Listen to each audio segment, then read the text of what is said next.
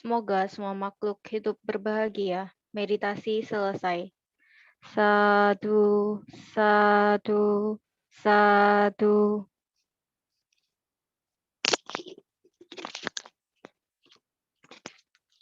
Selanjutnya kita akan bersama-sama mendengarkan Dharma Desana yang akan disampaikan oleh Yang Mulia Suhu Nengsiu. Sebelum memulai sesi, berikut merupakan ketentuan tata tertib tanya jawab. Di antaranya, pertanyaan dapat disampaikan dengan cara sebagai berikut. Yang pertama, menggunakan fitur raise hand pada Zoom, yang mana nantinya panitia akan mempersilakan Anda untuk menyalakan mic dan menyampaikan pertanyaan Anda secara langsung. Yang kedua, menuliskan pertanyaan pada kolom chat Zoom dan dikirim ke akun ADS Official. Yang ketiga, bagi peserta yang berada di YouTube Live, silakan menuliskan pertanyaan pada kolom live chat. Yang keempat, panitia akan mengutamakan pertanyaan yang melalui raise hand terlebih dahulu. Baik, sebelumnya telah bergabung bersama kita Suhu Nengsiu. Amitofo Suhu. Amitofo. Ya, marilah kita bersama-sama bersikap anjali dan mendengarkan Dharma Desana yang akan disampaikan oleh Suhu Nengsiu.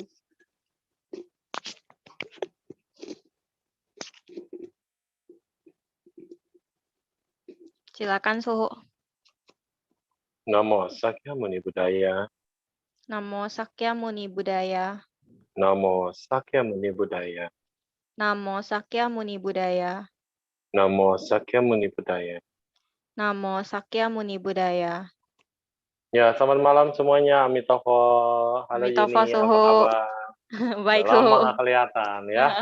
Ya, Ya untuk Suhu. semuanya yang ada di Anggrek Dhamma Salania maupun dari yang lainnya yang bergabung di dalam Zoom meeting ini, hari ini masih dalam rangka Magha Puja, kita berkumpul dengan diundang dan bisa berkumpul dari berbagai tempat dalam waktu yang sama, dalam momen yang sama, dari rumah masing-masing, ya di rumah saja, ya begitu ya.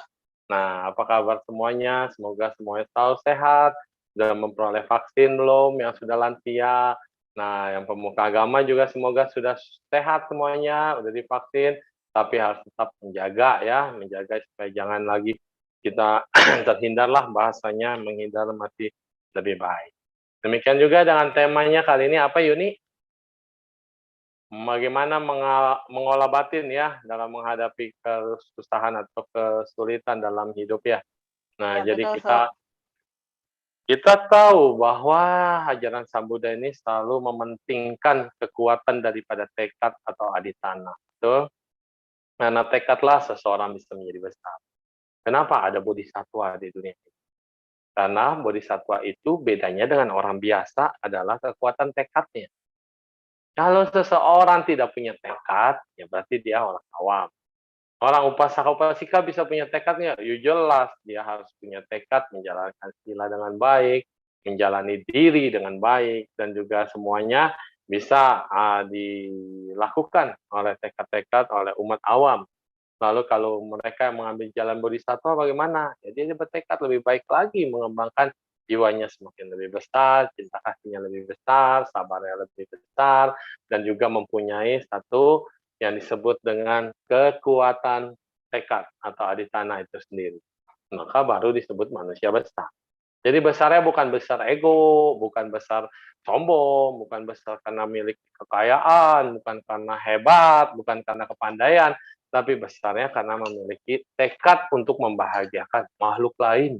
Tekad untuk mengangkat bahwa bukan hanya kita saja yang mau bahagia, tapi semuanya juga mau bahagia. Tekad supaya semua orang juga bisa memperoleh pembebasan. Ini sebutnya tekad luhur. Nah, kenapa Buddha lahir udah enak jadi pangeran, tidak Gautama, lalu kemudian masih mau mencari jalan untuk mengobati rasa tua, sakit, dan mati, supaya terbebas dari itu semua, lalu kemudian meninggalkan istana, betapa 6 tahun menderita, ngapain coba? Ya kan? Kalau kita bisa kita bilang, oh saya mau berbahagia, saya mau damai, saya mau nggak mau pusing, saya nggak mau fanal, maka Pangeran Siddhartha udah dalam keadaan yang paling hebat. punya istri Miss Universe, punya istri yang paling cantik di India. Apa? Istana ada 3, musim panas, musim dingin, dan musim apa lagi? Penghujan. Jadi ada istananya 3. Nah, kalau kita musim duren, wah istananya istana duren gitu ya. Musim rambutan, musim mangga, banyak musimnya Indonesia ini ya. Kita bukan cuma 4 musim. Musim fanau juga banyak, musim orang stres. Itu ada musim-musimnya tuh. Musim orang meninggal. Wah, musim juga orang meninggal. Kalau zaman musimnya orang meninggal, susu pada sibuk semua, urusannya rumah duka gitu ya. Nah, kalau musim orang sakit, sakit semua. Musim orang nikah, nikah semua gitu ya. Nah, jadi banyak musim. Hmm. Jadi kita lihat bahwa pangeran aja hidupnya sudah enak, sudah damai, tapi ngapain masih mau menyiksa diri. 6 tahun menderita, lalu kemudian udah pencerahan pun sampai pencerahannya itu setelah melalui proses tinggal tulang sama kulit. Di mana ada orang kaya mau hidup susah, mau makannya dikurangin, mau makannya hanya sehari 1 suap, jadi dikurangin lagi setengah suap, sampai akhirnya 1 butir nasi, sampai karena nggak makan apa-apa, hanya makan air hujan yang jatuh dari atas dan daun yang kebetulan mampir di mulutnya. Hanya seperti itu, tinggal tulang sama kulit. Orang kaya mana? Orang sukses mana? Orang hebat mana? Mau menderita sampai segitunya.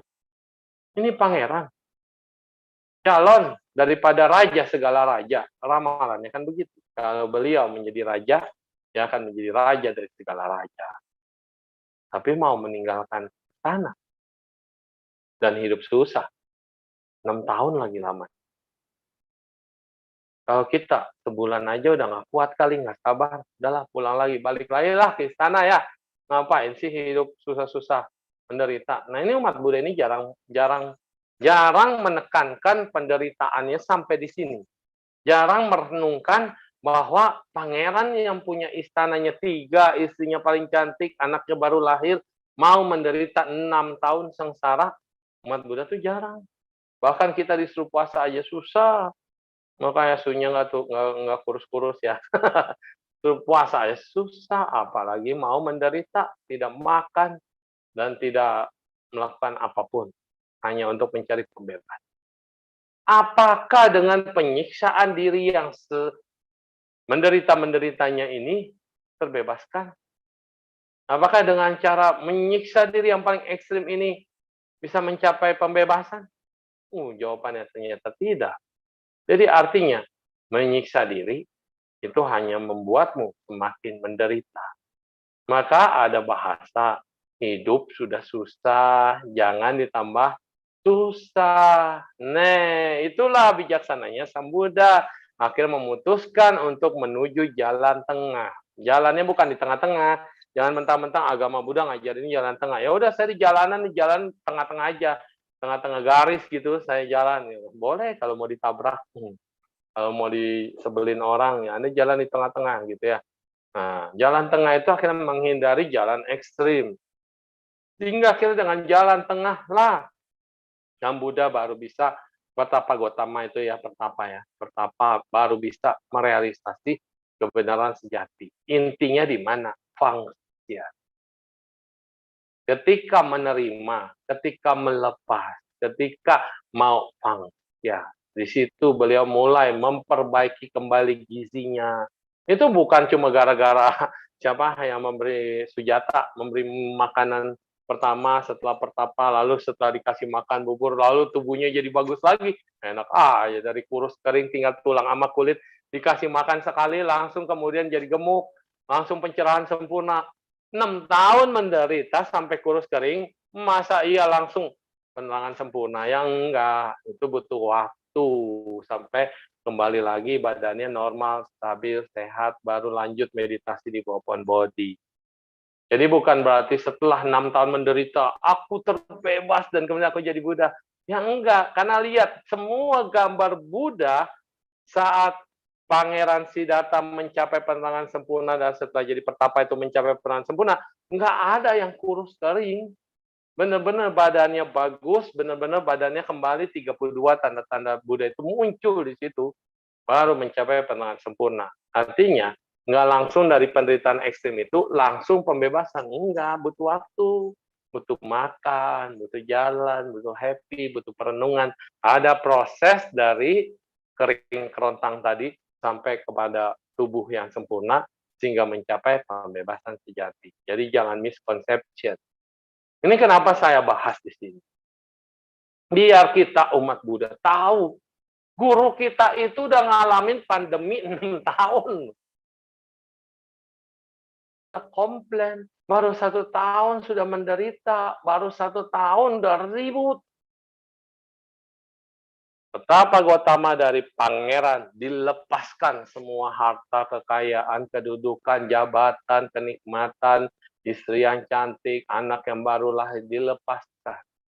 Artinya, kalau sekarang Anda udah dalam posisi atas terus jatuh, dari pekerjaan terus kemudian di PHK, dari kemudian dapat kedudukan terus kemudian tidak ada kedudukan, dari punya pabrik terus bangkrut, anggap aja Anda sama seperti Pangeran Siddhartha baru keluar dari istana, nggak bawa apa-apa, perhiasannya semuanya ditukar kepada pertapa lain, yang pertapanya kegirangan, karena jubahnya daripada pertapa yang lain dikasih kepada pangeran, pangeran perhiasannya baju kerajaannya dikasih ke pertapa yang biasa-biasa itu, betapa beruntungnya.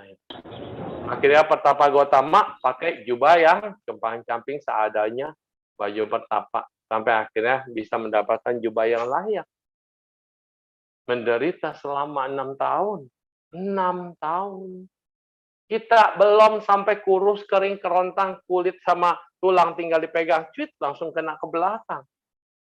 Masih bisa makan, masih bisa ketawa, masih bisa pakaian bagus, masih bisa shopping, masih bisa jalan-jalan. Katanya pandemi, tapi bisnis online rame jasa.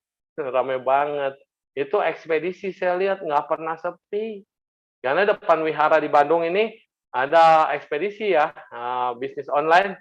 Itu mobil-mobil ya yang sortir seleksi dari pagi sampai malam, rame banget. Artinya bisnis tetap masih jalan, ekonomi masih muter. Terus Anda teriak-teriak, hidup susah, hidup susah, hidup susah. Pikiran Anda bicara susah, mulut Anda ngomong susah, badan Anda juga ngerasa susah, maka benar-benar Anda akan hidup dalam susah. Terjadilah. Karena pikiran membuka, ucapan ngomong, dan badan jasmani tidak mau melakukan apa-apa, maka terjadilah hidup dalam kesusahan. Nah, bagi orang yang mau berhasil, mau sukses, mau berjuang, mau fight, dia melihat, saya belum ada apa-apanya nih dibanding dengan pertapa Gautama nih. Kita baru pandemi tahap awal 1 tahun dan beruntung udah punya vaksin sekarang. Sudah ditemukan vaksin. Udah jangan takut lagi. Sudah bisa ada semangat hidup, jaga kesehatan, jaga diri. Dan the show must go on. Apa yang difanauin? Harta masih ada, makan masih enak, tidur masih nyenyak. Apa yang difanauin? Jangan sampai Anda udah stres duluan, down duluan, pikirannya udah ciut duluan, nggak mau ngapa-ngapain, maunya di rumah aja, males nggak mau ngapain, ya habis semuanya. Batinnya dikerdilkan. Takut ini, takut itu, dan segala macam. Buktinya ada yang kena, tapi punya semangat hidup. Dan kondisi organ tubuhnya memang bagus, belum diserang. Sembuh dari COVID. Ada juga yang udah nggak babi bebo lagi, langsung meninggal juga ada. Dan kalau umat Buddhis mah, apalagi orang baik mah, nggak usah takut. Hidup ini bukan sementara. Hidup ini masih panjang. Mati pun Anda akan lahir lagi. Permasalahannya mau lahir di mana? Di surga, di bawah, atau lahir itu be continue, lahir lagi jadi manusia. Tapi ingat ya, kalau mau jadi manusia, ngerem dulu. Jangan buru-buru lahir jadi manusia. Lagi pandemi sama juga susah. Kasihan ibunya, ke rumah sakit ibu hamil, tapi takut sama COVID. Jadi tunda dulu, nanti lahir lagi kalau pandeminya udah berakhir. Jadi umat Buddha itu nggak perlu ada khawatir yang berlebihan. Anda meninggal, ya siapa untuk mati? Siapa namanya, Master, In Kuang Chang Lao. Itu di kamar tidurnya gede-gede ditulis huruf se, apa itu artinya? Mati. Gede banget ditulis, buat apa? Tiap saat merenungkan tentang kematian, maka Anda akan hidup. Kenapa? Karena kematian itu begitu berharga, sehingga Anda ketika merenungkan tentang kematian, maka Anda akan siap untuk hidup. Kok begitu? Ya karena saya sudah siap untuk mati. Karena siap untuk mati, sudah prepare untuk mati, sudah tahu gimana cara mati yang tenang dan damai, maka kita akan menikmati hidup. Tapi kalau nggak siap mati, hidup pun tidak tenang, mati pun tidak bahagia, atau hidup tidak senang, mati tidak tenang, begitu ya? Hmm. Tapi kalau sudah persiapkan tentang kematianmu, kamu tahu, mati itu cuma satu titik. Hidup itu yang satu garis panjang. Dari begitu kita lahir, maka ada proses hidup sampai mati. Dan mati menurut agama Buddha adalah kelahiran kembali. Jadi mati ini juga satu titik. Hidup sampai mati lagi. Mati, hidup sampai mati lagi. Terus-terusan begitu. Jadi apa yang harus dikhawatirkan? Yang dikhawatirkan adalah tabungan kebaikanmu nggak cukup.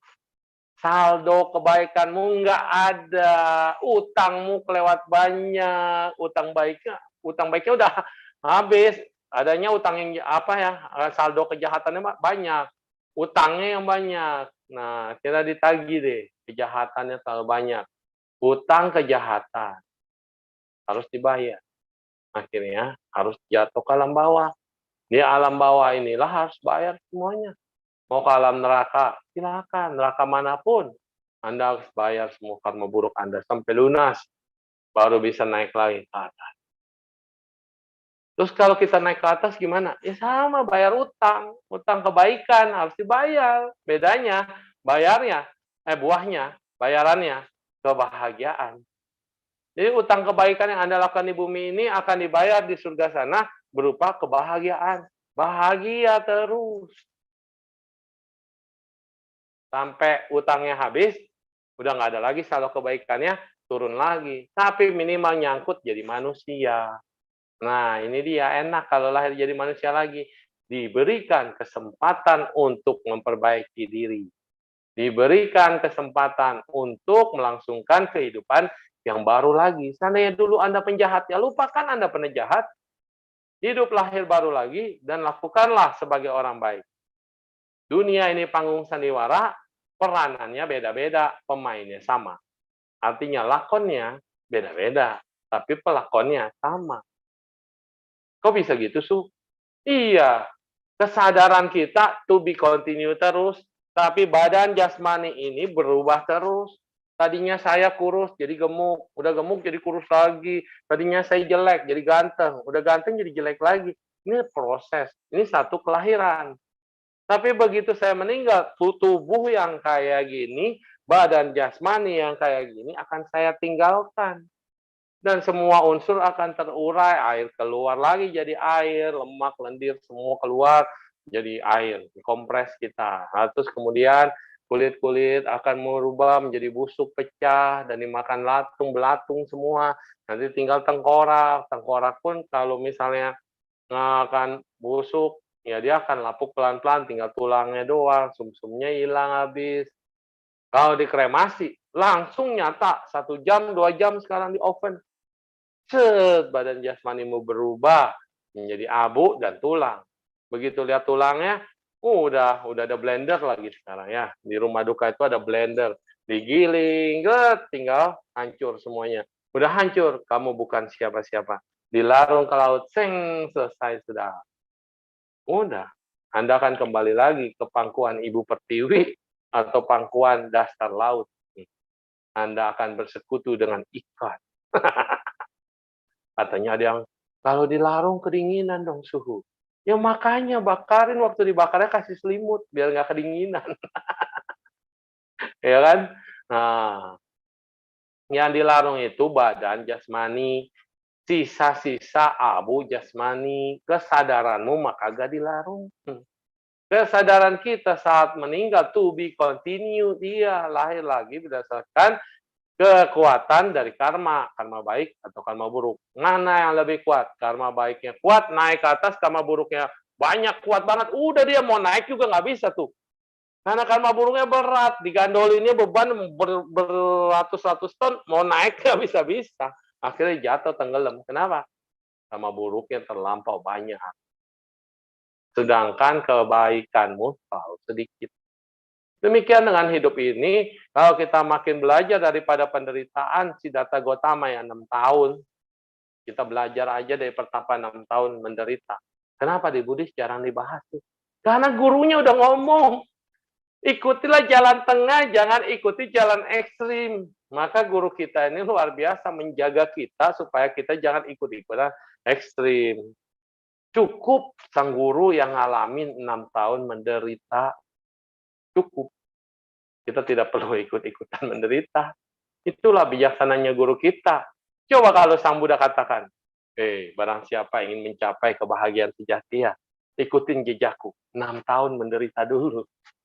Aduh, seneng sih jadi kayak apa ya 6 tahun menderita. Nah, ya nggak Dika? Kita nanti nggak cabi lagi. Kalau nggak cabi kan nggak lucu. Nah, 6 tahun menderita. 1 tahun pandemi aja udah nggak bisa kemana-mana. Aduh, udah gelisah, udah nggak bisa. Tapi ada beruntungnya, kita bisa merasakan abinyanya Sang Buddha. Di 1 tahun pandemi ini, kita bisa berkumpul dengan diundang, ya diundangan di Zoom. Di tempat yang berbeda-beda, di kamar, di mana dengerin Dharma dulu mana boleh di kamar. Harus ke wihara. Sekarang dimanapun bisa dengerin, bener kan? Nah, udah hebat. Cuma pindah patah aja, nggak bisa pakai online. Masa Anda pegang makanan, ini saya persembahkan makanan, suruh makan ya, nggak bisa online. Tapi bisa ditransfer pakai pakai itu daring, layanan daring. Anda tinggal pencet klik klik klik alamat Suneng Siu di mana, nyampe. Itu pindah patah modern di pandemi. Tapi ingat, apapun itu negatif, pandemi negatif, tapi selalu ada positifnya. Karena diri kita ini selalu karma baik dan karma buruk juga selalu berbarengan, berbuahnya berbarengan. Paham ya? Nah, sekarang kita lihat lagi. Pangeran aja menderita sekian lama, lalu kemudian baru merealisasi kebenaran sejati. Jadi dari menderita kurus kering sampai jadi Buddha itu ada jeda ya, ada waktu ya. Jangan dipikir habis 6 tahun sengsara langsung pencerahan. Nggak mungkin. Nggak mungkin. Karena lihat semua lukisan patung Buddha waktu pencerahan di Pohon Bodhi, mukanya badannya bagus semua. Dari kurus kering loh. Jadi butuh waktu berapa lama untuk sampai tubuhnya bagus? Nah, butuh waktu berapa lama kira-kira? Saya aja dari kurus ke gendut butuh tahunan. Dari pulang dari Fokwangsa 65 kilo sampai ke 85 kilo itu kira-kira 1 tahun. Ya udah jangan dipikirin lah. Pokoknya itu kekuatannya Buddha lah. Jadi Sang Buddha bisa kembali mendapatkan 32 tanda keagungannya itu. Jadi kalau belum maksimal badannya itu belum muncul 32 tanda mahapurisanya itu pasti. Karena nggak mungkin dalam keadaan yang kurus banget itu dibilang sebagai Buddha. Nah, jadi kembali lagi ke persoalan bodhisatwa mau mencapai kebudahan itu butuh juga kekuatan yang disebut dengan aditana atau kekuatan tekad. Nah, di sini ya kayak kemarin atau tadi pagi saya baru baca Yao Tse Ching atau Abai Saja Guru Buddha. Kita lihat aja dari permasalahan semua Buddha itu kenapa bisa lain-lain ya? Karena tekadnya mereka lain-lain. Tekadnya mereka beda-beda, ya. Nah, ya, halo. Nah, Ibu Luciana ya, bisa ditutup mikrofonnya, ya biar saya konsen. Jadi kayak Buddha Gautama punya tekad yang luar biasa. Kalau 6 tahun nggak punya tekad, 6 tahun tuh mau amsyong. Udah tinggal di toilet, ambrol gitu kan. Tapi karena kekuatan tekadnya dia berkata, saya sudah keluar dari sana, saya tidak akan balik lagi ke sana. Coba bayangin, Kalau seandainya 3 tahun pertama atau setahun pertama Pangeran Siddhartha begitu ngalamin jalan yang ekstrim, yang hidupnya tadinya happy, tiba-tiba menjadi menderita dan kemudian, "Ah, sudahlah, pulang lagi lah ke istana ya. Udahlah, anakku pasti sudah gede, anakku baik banget, Rahula pasti ganteng nih, Rahula pasti cantik banget." Aduh, lagi gemes-gemesnya. Pangeran pulang ke istana, apa yang terjadi? Yang terjadi adalah tidak akan pernah muncul seorang Buddha. Nah itu. Jadi karena beliau punya tekadnya to be continue, lanjutin. Walaupun keadaannya seperti apapun, jalan ekstrim yang ditempuh, karena ini nggak main-main loh. Kekuatan tekad semua bodhisattva itu nggak main-main. Kayak misalnya kita kemarin ada yang nanya, di agama Buddha, Yesus itu juru selamat itu bodhisattva bukan? Yes, juru selamat adalah bodhisattva. Karena tekad bodhisattva adalah dia yang bertekad menyelamatkan semua makhluk. Coba ada nggak orang yang menukar darahnya untuk menebus dosa-dosa manusia? Enak aja kita yang berbuat dosa, yang nebus orang lain yang kita agungkan atau guru kita yang diminta suruh tebus. Anda semua melakukan happy-happy, dosa Anda yang dilakukan dengan sengaja, dengan ucapan, perbuatan, dan pikiran, dilakukan dengan kejahatan yang tersengaja, terstruktur, dan satu lagi sistematis, masif, dilakukan dengan benar-benar, dan kemudian Anda bertobat, minta tolong ditebus oleh yang disebut juru selamat. Wah, kita sih murid yang kurang ajar kalau begitu ya. Nah, jadinya ini adalah tekadnya manusia besar. Satu darah saya, atau setetes darah saya, atau darah saya untuk menebus semua dosa-dosa manusia kesalahan. Itu tekadnya beliau, Yesus Kristus yang luar biasa.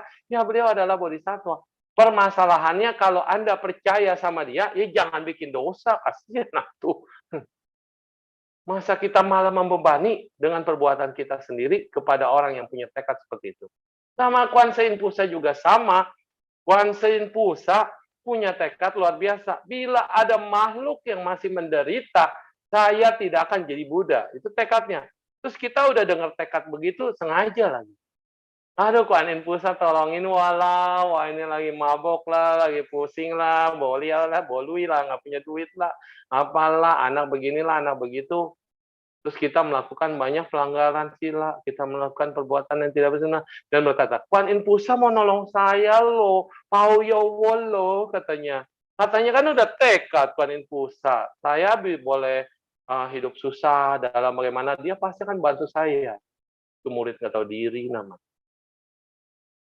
Kalau kita udah tahu ada seseorang yang demi Anda mempunyai tekad yang luar biasa, lalu kita membebani guru kita.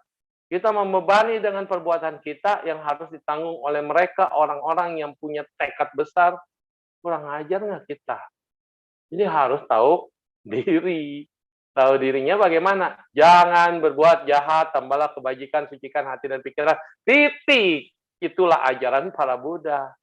Nggak peduli para Budanya melalui proses bodhisatta atau bodhisattva mempunyai tekad apa, mempunyai ikrar apa. Itu adalah kebesaran hatinya, kebesaran jiwanya, kebesaran kemampuan untuk pencapaiannya. Nggak peduli, itu mereka itu punya prosesnya sendiri. Tapi kita jangan membebani mereka mentang-mentang.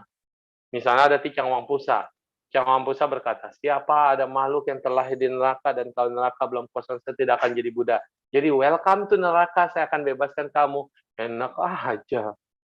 Segampang itu kita bilang mentah-mentah di neraka ada Ticang Wangpusa. Ayo kita berbuat jahat, berbuat jahat. Don't worry, sampai neraka nanti bertobat. Ada Ticang Wangpusa menyebut nama Ticang Wangpusa, Ticang Wangpusa, Ticang Wangpusa. Lalu kemudian Anda diangkat dari neraka dan masuk ke surga.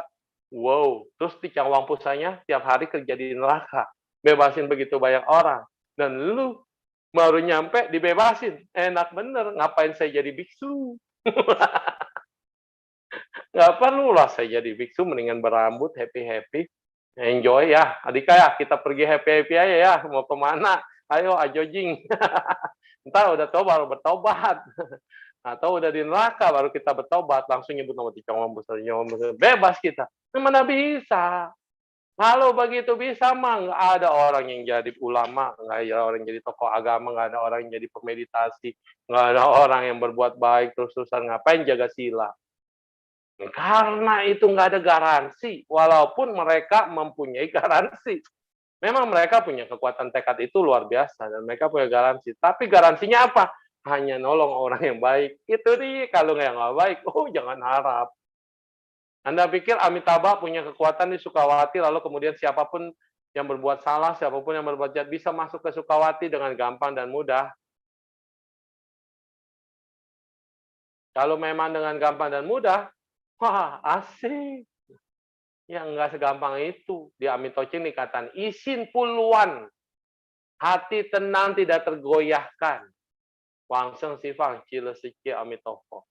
Kalau dalam keadaan isin puluhan, hati dalam upacara samadhi ya, ketenangan samadhi ya, isin puluhan tuh, hatinya udah nggak tergoyah lagi, udah mantep tuh.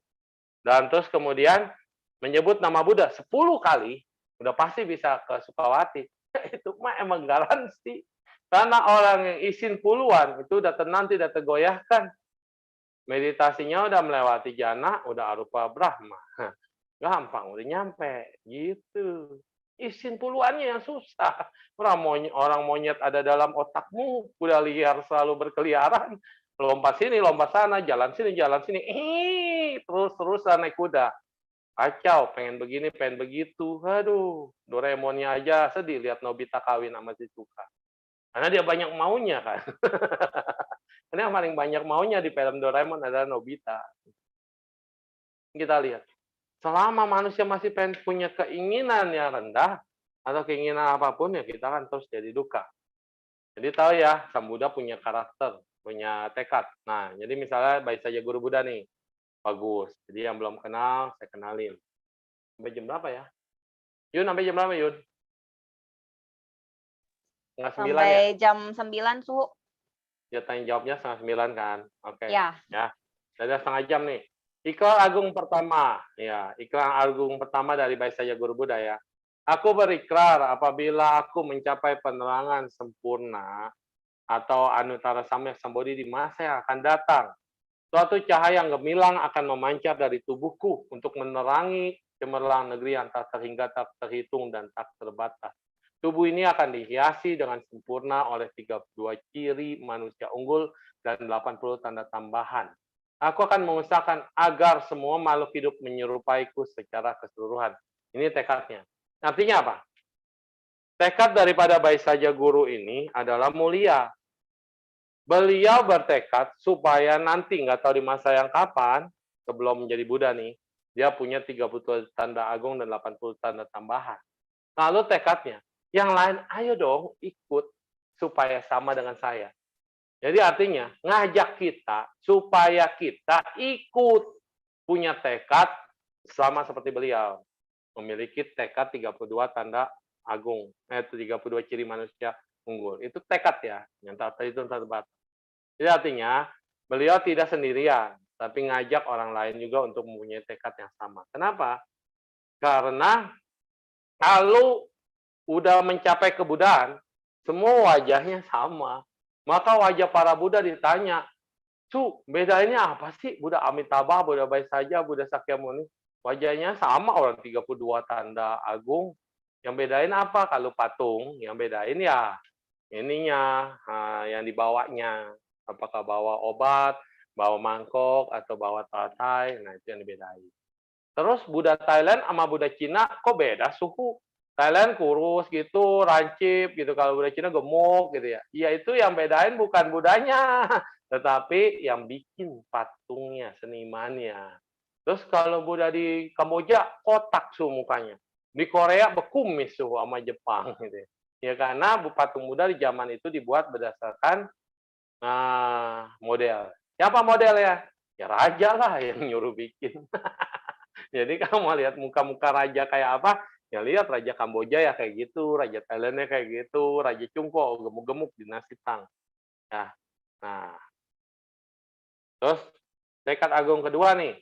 Aku bertekad bahwa aku mencapai penahan masa mendatang. Tubuhku akan bagaikan Lazuardi dari dalam maupun dari luar. Artinya seperti kristal Lazuardi. Dan bersinar sangat luar biasa, tajam dan tak ternoda. Clear banget, clear. Cahayanya benar-benar memberi manfaat besar yang mengagumkan. Negeriku menjadi tempat kediaman yang unggul, hening. Hening loh, jangan harap di Yaosefosono, Liuli Kuang Rulai, di La Suardi punya Tanah Suci, itu rame, bising. Bisa setel musik sekencang-kencangnya, orang ngomong segede-gedenya. Nggak ada, hening. Jadi kalau Anda tidak suka keheningan, jangan harap deh lahir di sono, entah menderita loh. Hanya dihiasi oleh jaringan cahaya bagaikan suatu aura yang terangnya melebihi sang surya dan rembulan.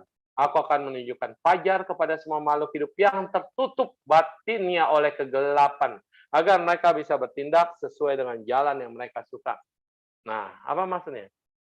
Maksudnya ini adalah Samudra sendiri seperti Laswadi hening dan dia bercahaya. Coba lihat, bayangin kristal yang putih itu ya. Kalau dia mengeluarkan cahaya, cahaya dari luar ke dalam akan memancarkan seperti prisma. Jadi Mejiku Hibiniu, jadi warna pelangi. Kalau dari dalam keluar, itu bias cahaya keluar yang dari kristal juga akan terpantul juga menjadi Mejiku Hibiniu. Artinya benar-benar warna pelangi di mana-mana. Bukan pelangi cuma ada di matamu. Ya, ada pelangi gitu kan di matamu. Itu mah orang jatuh cinta. Tapi di tanah Buddha itu semuanya benar-benar seperti kristal di mana-mana, dan bola lampu bolham kristal, tahu ya? Bolham yang kristal-kristal itu kalau yang asli ya. Jadi kasih lampu, woi, bling-blingnya kemana-mana. Atau kalau dia kena matahari, bagus banget, indah. Dan itu artinya sinarnya ini sangat luar biasa, menyinari semua orang yang dalam kegelapan. Ini yang paling penting. Jadi tekadnya Buddha itu, Bodhisattva itu sebelum menjadi Buddha adalah menerangi mereka yang dalam kegelapan. Dan kemudian supaya mereka bisa berjalan di jalan yang mereka inginkan. Jalan apa itu? Mau jalan Bodhisattva silakan, mau jalan Arahat silakan, mau jalan kayak yang Sotapana juga silakan, mau jalan kesucian silakan, jalan hantu juga silakan. Nggak ada yang pernah maksa, umat Buddha nggak pernah maksa. Mau jadi apapun, welcome dan silakan. Ikrar agung ketiga.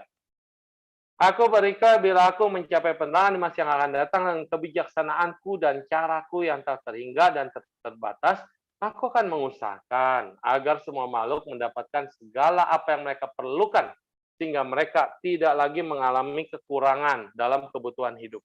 Nah, ini Bodhisattva ngajak kita supaya apa? Saya ini jadi dermawan. Kenapa? Karena kita lihat mau jadi Buddha aja tekadnya. Saya menjamin semoga semua makhluk itu tidak mengalami kekurangan. Artinya kita menjalani jalan Buddha harus terus melihat. Bukan saya yang jadi objek, tetapi saya harus jadi subjek. Subjek apa? Subjek yang ingin berbagi, subjek yang ingin memberi. Di masa pandemi ini, kalau saya jadi objek, saya nunggu aja bantuan dari pemerintah, saya nunggu aja bantuan dari donatur. Saya ngerangkat tangan aja, tolonglah bantu saya lah, tolonglah kasih kerjaan, kasih apa. Ini orang yang minta-minta. Tapi sebagai subjek, saya akan memberikan apa yang bisa saya berikan. Nah, saya akan menolong semua makhluk supaya mereka tidak kekurangan. Karena saya masih punya stok. Nah, kalau nggak punya stok gimana, Su? Saya bisa memberikan tenaga saya bisa memberikan nasihat saya bisa memberikan ceramah, dhamma yang saya bisa lakukan supaya orang yang nggak tenang jadi tenang, supaya orang yang tenang lebih tenang, dan yang lebih tenang bisa masuk arus. Wah, luar biasa kan? Itu yang bisa saya berikan. Oke. Dan kemudian ikrar keempat, bila aku mencapai penanganan masa yang akan datang, jika ada makhluk-makhluk yang menempuh jalan menyimpang, aku akan membimbing kembali ke jalan penerangan. Jalan yang menyimpang ditarik kembali ke jalan penerangan. Nah, ini adalah ikrarnya daripada Bodhisattva. Jadi artinya sama-sama. Ada teman kita nih salah jalan. Jangan kita yang ikut ke dia. Iya, asik juga ya, enak ya. Dan kita balikin, coba pelan-pelan. Kalau nggak mampu juga, nggak bisa juga, jangan jadi so pahlawan. Ada orang kena narkoba nih. Wah, saya mau jadi pahlawan nih. Mau nolong dia. Malah-malah kita yang kena jadi korban narkoba. Kita mau coba bantu dia, malah kita yang ditarik sama dia. Jadi kalau Anda kungfunya belum kuat, ya harus latihan kungfu dulu gitu. Dan yang kelima, bila aku memiliki pencapaian masa yang akan datang, aku akan mengusahakan agar semua orang memiliki sila yang murni, tidak melakukan pembuatan tercela, dan bisa memperoleh manfaat bagi dirinya dan orang lain. Mereka yang menghujat dan melanggar dan merenung semuanya dengan tulus, maka tidak akan jatuh ke dalam kehidupan yang menyedihkan. Jadi sini, ada orang yang menjaga sila, akan dijaga. Ada orang yang melanggar sila, akan dinasihatin, ditarik, diarahkan, sehingga orang yang sempat menghujat, Buddha baik saja, nah akan kembali ke jalan yang bahagia dan tidak akan jatuh kalau menyedihkan. Ini namanya pemurah dan pemaaf. Ada orang hujat saya hujat lagi dia. Ada orang hina saya hina lagi dia. Ada orang marah sama saya marahin lagi dia. Akhirnya tidak selesai-selesai hidup kita terus dalam lingkaran penderitaan. Karena orang lempar ke kita lempar lagi. Sama seperti orang lempar kotoran ke kita tangkep, kita pegang-pegang kotorannya, kita cium-cium, aduh nikmatin. Terus kita lempar lagi ke orang, terus orang itu tangkep juga, terus kemudian pegang-pegang lagi, lemparin lagi ke kita. Akhirnya semuanya belepotan. Semuanya berlumuran dengan kotoran. Tapi kalau ada orang lempar kotoran sama kita, ya kita ngeles loh. Makanya belajar Wing Chun, belajar ngeles, belajar karate, belajar silat. Untuk apa? Membela diri, menghindar, ngeles, ngeles, ngeles. Jangan ditangkepin, jangan ditanggepin. Kalau kita tanggepin ya sama aja.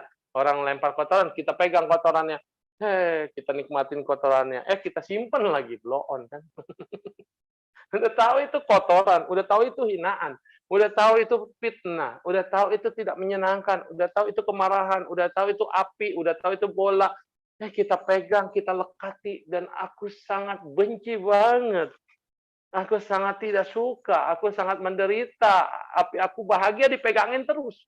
Disimpan lagi, dimasukin ke dalam hati, dimasukin ke dalam kotak, digembok lagi. Yang simpan adalah sampah dan kotoran. Dan Anda bangga, saya kolektor sampah. Orang lemparin kemarahan, orang lemparin kebencian, orang lemparin ketidakbenaran, orang lemparin semua yang jelek-jelek pada Anda pegang, Anda lekati, Anda sedih, Anda tangisi, Anda melekat, disimpan pula. Sampai kapanpun saya tidak akan melupakan. Saya dendam, saya benci, saya marah, tapi disimpan, bukannya dibuang, bukannya supaya batinnya sin ukwa ai itu kan tidak ada beban. Udah kan mengajarkan di Sincing ya, Sutra Hati. Sin ukwa ai ku yo kung pu yen li tian tao meng xiang qiu qing nie pan san se ju fo i pore polomito. Semua para Buddha di segala penjuru ini dengan prasnya paramita menjalankan bahwa hati tidak ada beban. Sin ukwa ai. Tidak ada beban, tidak ada beban. 2 kali di ngomongin. Supaya ngomong pertama didengerin, ngomong kedua dilakukan, didobrak. Tidak ada beban, bebannya dibuang gitu ya. Lalu kemudian menjauhi daripada mimpi, impian, halusinasi, ilusi, impian segala macam. Terus siang itu bentuk. Bentuk apa? Bentuk yang kita simpan di hati. Bentuk yang baik, tidak baik, kemelekatan terhadap manusia, kemelekatan terhadap badan, kemelekatan terhadap apa. Semua bentuk yang kita simpan di hati nih. Nah, jadi ini harus dilepasi. Menjauhi ketakutan. Ya kan? Menjauhi ketakutan, tidak ada ketakutan, dan menghindari tientao mengsiang. Tientao itu pandangan salah, pandangan yang terbalik. Yang benar jadi salah, yang salah jadi benar. Ini tientao. Pikiran yang terbalik, konsep yang terbalik, apapun matamu yang terbalik, telingamu terbalik, semua terbalik. Yang orang penjilat gitu kan, lihat orang jahat, dianggapnya sebagai juru selamat. Kenapa? Ada kepentingan. Kalau nggak ada kepentingan, mana mau dia jilat-jilat gitu kan. Nah, jadinya semua harus ditinggalin tuh. Yang begitu-begitu. Nah, sehingga bebannya tidak ada. Kalau beban tidak ada, keraguan tidak ada, ketakutan tidak ada, semuanya terbebas. Jadilah Buddha. Udah gitu kuncinya. Jadi jangan pernah simpan itu beban. Jadi kotoran disimpan, koleksi. Kalau koleksi emas, permata, yang bagus-bagus tuh dikoleksi ya. Nah, kalau yang jelek-jelek mah buang aja, itu sampah. Terus ikrar agung ke-6. Aku berikrar bila aku mencapai penenangan masa yang akan datang, jika ada makhluk hidup yang badannya tidak sempurna, cacat, organ indahnya jelek, bodoh, tuli, buta, bisu, lumpuh, pincang, bongkok, sakit lepra, kejang, gila, atau dihinggapi dengan penyakit dan penderitaan, makhluk seperti ini, bila mereka mendengar namaku, menyebut dan merenungkan dengan tulus, mereka memperoleh rupa yang bagus, kecerdasan praktis. Indra mereka akan disempurnakan dan mereka tidak akan dihinggapi penyakit maupun penderitaan. Ini bukan berarti kita sebut-sebut kemudian yang lepra jadi sembuh, terus kemudian sakit kulit jadi bersih, bukan. Menyebut namaku artinya, baik saja guru adalah Buddha pengobatan. Kenapa dia disebut Buddha pengobatan? Karena dia punya resep. Karena dia mau belajar, karena dia tahu cara bagaimana mengobati. Jadi menyebut namanya sama seperti kita menyebut nama dokter. Nah, kalau nama dokternya udah disebut, otomatis kita harus cari resep. Resepnya di mana? Ya di Dharma. Dharma itu adalah resep. Kenapa cacat? Anda dulu suka membunuh, Anda dulu suka motong orang kakinya atau potong binatang, maaf ya, yang pekerjaannya suka potong binatang. Nah itu yang Anda lahir lagi dengan cacat, yang suka mancing, bibirnya sumbing, yang suka macam-macam, ya pokoknya gitu. Jadi mengenal, tahu, oh dalam Dharma diajarkan bahwa kenapa kita lahir cacat, ya karmamu kenapa ya begini, begini, begini. Kenapa Anda cacat, Anda terlahir sebagai buruk rupa? Wah ya karena dulu Anda suka pemarah, Anda suka nggak suka sama orang, ngata-ngatain orang. Ya tuyul lu, botak lu, emang gua botak, tapi dikata-katain dengan kebencian, maka akan berbalik pada Anda karmanya. Maka menyebut nama baik saja Guru Buddha bukan berarti yang jelek kemudian berubah jadi ting, jadi cantik, bukan. Melihat obatnya apa supaya Anda tidak jelek. Obatnya jangan marah, jangan kesel, jangan kondok, jangan apa segala macam. Jadilah seperti Buddha yang punya tekad, siapapun yang cacat saya akan bantu pengobatannya. Siapapun yang bekas apa ya, kebakar, kan jelek tuh mukanya ya, udah bekas kebakar. Saya akan bantu operasi plastik. Jangan cuma cewek doang cantik-cantik operasi plastik cuma untuk kepentingan diri sendiri di TikTok bla bla bla bla. Bukan, tapi bantulah mereka yang mukanya rusak, yang jelek dan segala macam. Kasih duitnya operasi plastik, maka kelahiranmu berikutnya kamu akan cantik tanpa operasi plastik. Tuh. Ada orang yang cacat kasih dia kaki bohong-bohongan itu, kaki bohongan, kaki ya itulah yang kaki bantuan. Dia bisa punya kesempatan jalan lagi. Atlet yang paralimpik itu kan kakinya yang begitu, bisa lari kenceng. Artinya kasih kesempatan untuk hidup. Berdanalah yang bermanfaat. Atau Anda nggak bisa beli kayak gituan ya, udah beliin kursi roda, ya kan? Nah itu adalah membantu yang cacat. Maka kehidupan mendatang Anda tidak akan lahir jadi cacat. Yang tuli. Kenapa dia bisa tuli? Karena dia sering menghina orang suci atau dia menghina Buddha. Dia nggak percaya sama Buddha ya nggak apa-apa, tapi jangan dihina. Hati-hati ya, kadang-kadang ada yang lain tuh suka hina-hina. Janganlah, kasihan, nanti jadi tuli. Nah, atau bisu. Mulutmu ini suka mengeluarkan kotoran. Mulutmu ini suka jahat. Mulut ini suka julid. Nanti begitu nggak punya mulut, bukan nggak punya mulut ya, nggak bisa ngomong, Anda akan merasa tahu betapa berharganya apa yang keluar dari ucapan kita, seperti itu. Terus yang pincang bongkok, kenapa ada orang bongkok? Kenapa ada orang suka bongkok? Membongkok itu kenapa? Tahu nggak kenapa? Dulunya suka mukulin orang, suka tendang orang, suka bikin fisik orang jadi menyiksa, atau suka yang cang-cang orang itu ya, dirantai, kakinya dirantai, tangannya rantai bikin. Jadi dia akhirnya jadi seperti itu. Terus kenapa ada orang yang error? Nah, itu juga karena batinnya suka mengguncang orang lain sampai orang lain stres dan lain-lain lah.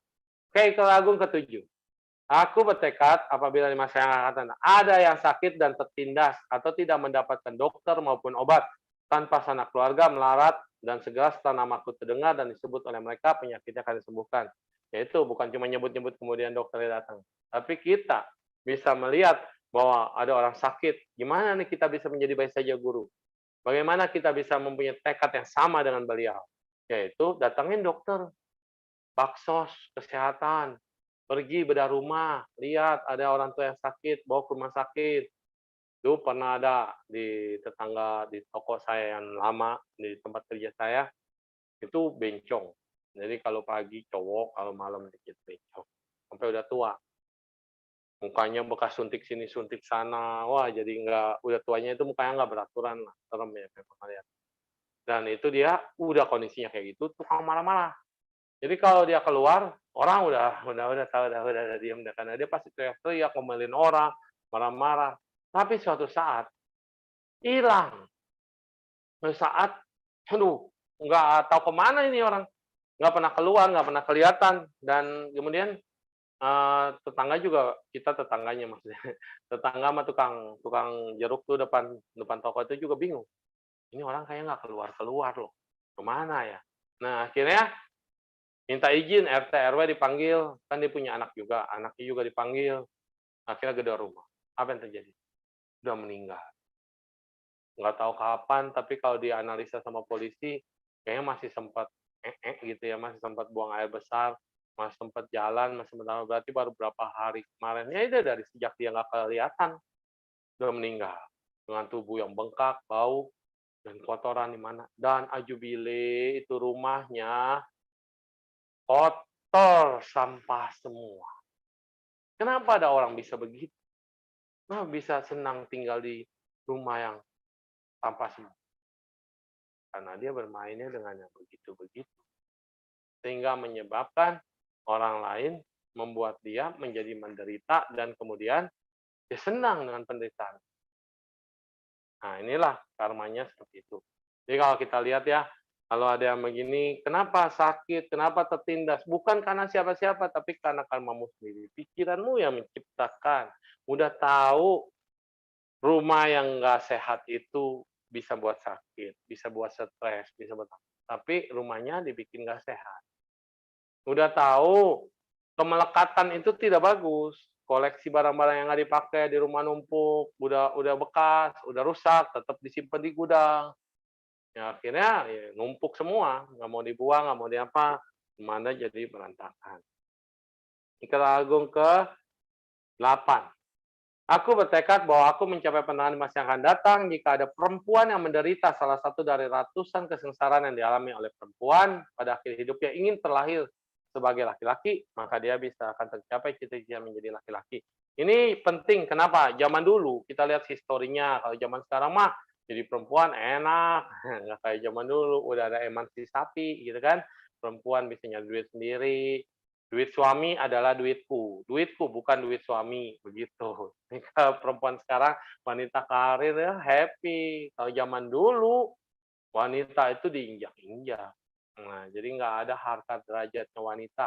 Maka kenapa zaman dulu, zaman Buddha semua pengen jadi laki-laki. Karena wanita udah nanggung penderitaan yang panjang, masih harus dapat tamu tiap bulan, melayani tamu, menjaga tamu, ya, sampai tamunya pulang, gitu kan. Terus juga hamil, menjaga kehamilan, terus menjaga anak dalam kandungan sampai anak lahir. Udah lahir harus membesarkan anak, harus nyusuin. Nah, ini adalah penderitaan perempuan. Nah, jadi banyak yang mau bertekad supaya jadi laki-laki. Dan karena kedudukan wanita saat itu tidak begitu bagus. Yang ke-8, ke-9. Aku berikrar bahwa ada mencapai penerangan di masa yang akan datang. Aku akan mengusahakan agar semua makhluk terbebas dari jaring mara. Mara ini mara penggoda yang di luar dan yang di dalam. Nah, jadi mara. Agar mereka terbebas dari belenggu dan segala jalan menyimpang. Apabila yang terseret dalam pandangan keliru yang tebalnya bagaikan hutan, aku akan menarik dan menempatkan mereka dalam pandangan yang benar. Mara penggoda memang sudah ditaklukkan. Ditaklukkan oleh Buddha, ditaklukkan oleh Bhikkhu Upagupta, nah juga sudah ditaklukkan, tetapi ya tetap mara yang dalam diri ini nih, yang rongrong. Kemalasan, ketakutan, marah-marah yang pengen menang sendiri, bla bla bla, banyak banget lah ya. Nah, kilesa kita. Ikan 10. Aku berikrar bahwa bisa mencapai penenangan di masa yang datang, ada makhluk yang dirantai, dicambuk, dibelenggu, dijebloskan dalam penjara, dijatuhin hukuman mati, dan akan terbebas dari segala penderitaannya. Ini artinya bukan berarti kalau orang udah penderita menyebut nama Buddha dan dia akan swing terbebas, bukan. Tapi sama seperti saya bertekad, ada baik saja guru punya tekad seperti itu, maka saya akan menjalaninya dengan cara apa? Saya bangun wihara di lapas. Apa itu lapas? Lembaga pemasyarakatan. Artinya di penjara itu ada wihara. Supaya apa? Supaya orang yang sudah salah, sudah diakui kesalahannya, sudah menjalani hukumannya, juga bisa melatih diri. Dan saya suka ceramah di penjara itu. Kalian sebenarnya nggak ada bedanya sama saya ketika masuk Posyeyen atau Buddhist College. Kenapa? Temboknya tinggi, nggak boleh ada yang keluar dari pintu, kecuali ada izin. Nggak boleh keluar dari pintu kecuali ada tugas atau kita pergi makan atau rombongan. Jadi sama kita di penjara. Terus jamnya, ada jam tidur, ada masuk sel, masuk jam kamar itu sama. Selain jam itu nggak boleh masuk kamar. Terus tiap hari belajar, kerja, bertobat. Tiap hari kebaktian, tiap hari meditasi, bertobat. Kalau ada wihara di penjara, mereka kan merasakan hal yang sama. Jadi mereka mendingan di dalam wihara aja, bisa meditasi, baca buku, belajar, baca parita atau liamkeng, sehingga mereka kalau serius dan sungguh-sungguh, ini waktu yang singkat, misalnya mereka di penjaranya 4 tahun, kalau yang hukumannya rendah, atau 20 tahun. Kalau mereka sungguh-sungguh dan luar biasa melatih diri di dalam lapas, mungkin dia akan punya waktu jauh lebih banyak dibanding orang yang bebas, yang katanya orang baik yang tidak ketangkep, padahal kita penjahat. Kita semuanya penjahat, mulut kita juga jahat, pikiran kita jahat, otak kita kerjanya terus gimana cara untung cuan cuan cuan cuan cuan. Orang lain menderita, beyokin loh. Jadi kita mikirnya jahat loh, tanpa kita sadari dan kita tidak ketangkap. Selingkuh, oke, masih aman, belum ketangkap, ya kan? Korupsi masih dikit, belum besar. Ya, sama. Jadi yang di dalam ini masalahnya kasusnya sudah ketangkap.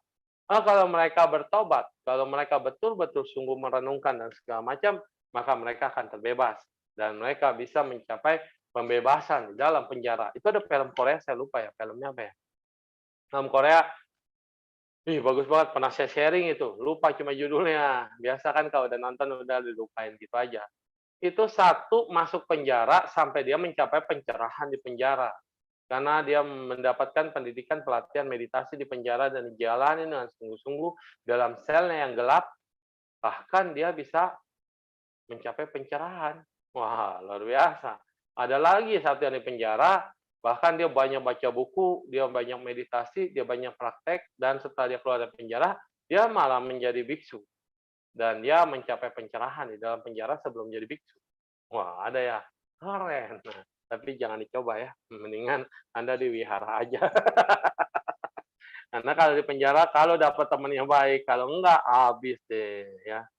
Nah, tinggal ke sebelah.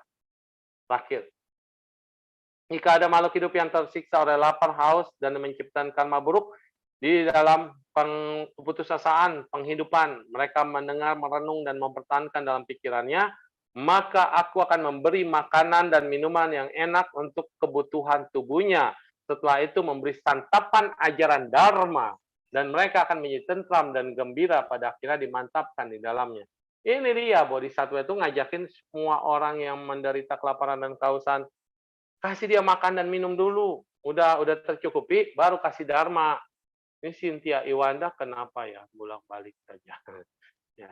Oke, nah jadinya kita lihat mereka yang tersiksa karena lapar dan haus, kita harus kasih makan dulu. Kita kasih makan, kasih dharma. Nah itu dia yang dikatakan oleh orang-orang yang bijaksana seperti itu. Jadi kita jangan kasih cuma baksos, baksos, baksos, tapi kita juga harus kasih pembimbingan. Maka harus, kalau kami ya ada anak asuh Mudi Talak Children ya, itu selain mereka diberikan pendidikan, uang dan segala macam, kita juga suruh mereka ikut kebaktian, mereka ikut absensi wajib untuk apa? Orang tuanya juga sama, untuk ke wihara, supaya tahu dharma, supaya belajar dharma, dan memang bukan hanya kebutuhan ekonomi saja yang dipenuhi, tetapi juga dharma mereka dapetin sehingga bisa terbebas. Ini dia, tekad daripada bodhisattva.